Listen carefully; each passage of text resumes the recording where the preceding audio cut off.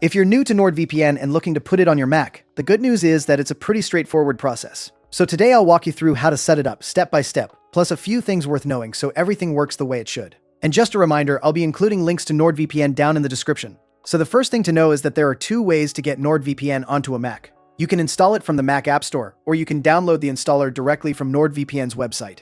So to start, either search for NordVPN in the Mac App Store, or head to their website and download the Mac installer from there. Just keep in mind that the direct download version is the one that includes the malware scanning part of threat protection, so that's the one to grab if you want that.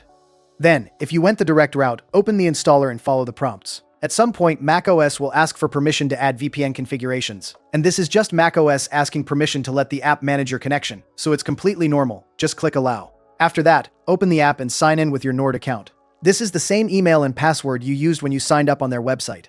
Now, before you connect, it's worth taking a quick look at the protocol setting. NordLynx is basically NordVPN's own version of the WireGuard protocol, and it's the one you'll want selected here. Fortunately, it's the default, so in most cases you won't need to change anything. And while you're in the settings, I'd also recommend turning on the kill switch. Basically, if your VPN connection ever drops unexpectedly, the kill switch blocks your internet traffic until you're reconnected, so no traffic gets sent over the internet until you're back on the VPN. And finally, to connect, just pick a server location from the list and hit connect. So to verify everything is working, you'll see the app show that you're connected. And if you want to double check, NordVPN has its own DNS leak test on their website that you can run. If the result shows the server's location instead of your real one, you're all set. Now, something to note is that split tunneling isn't available on macOS or iOS. Split tunneling is basically a feature which lets certain apps bypass the VPN while everything else stays protected. So on a Mac, it's all or nothing. If you ever need one app to use your regular connection, you'll have to disconnect entirely while you use it.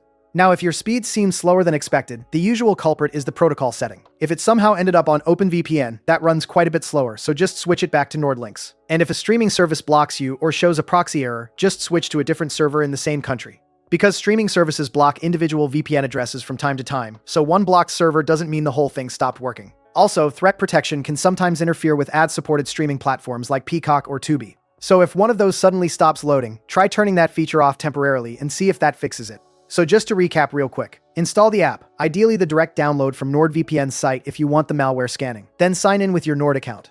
Make sure NordLynx is selected, turn on the kill switch, and connect to a server. And just keep in mind that split tunneling isn't something you'll have on a Mac. So hopefully you found this video helpful. If so, please leave a thumbs up, as I always appreciate that. And if you have any questions, please don't hesitate to leave those down in the comments below, as I love getting to answer as many of those as I can. Otherwise, thanks so much for watching, and I'll look forward to seeing you in the next video.